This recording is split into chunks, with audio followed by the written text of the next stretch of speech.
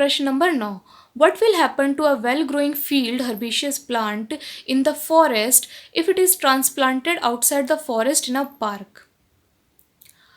उस पौधे के साथ क्या होगा जो किसी वन में है और फिर उसे वहाँ से निकाल करके किसी पार्क में ही लगा दिया जाए? तो ऑप्शन ए है इट विल ग्रो नॉर्मली, वो सामान्य रूप से बढ़ेगा।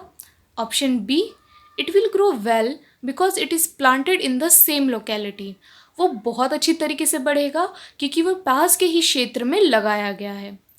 Option C, it may not survive as because of change in its micro climate, वो जीवित नहीं रहेगा क्योंकि उसकी जलवायु में अंतर आ गया है।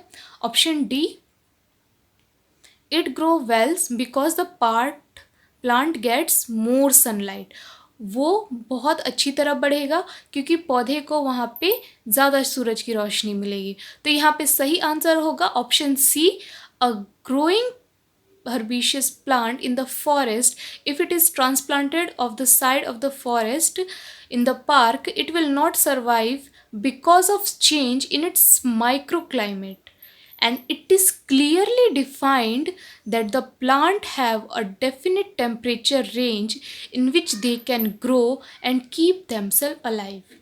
इसमें ये कहा गया है कि वो जो पौधा है वो जीवित नहीं रह पाएगा क्योंकि उसकी जलवायु में अंतर आ गया है, और हमें ये बात पता है कि किसी भी पौधे को जीवित रहने के लिए एक निर्धारित जलवायु की आवश्यकता होती है।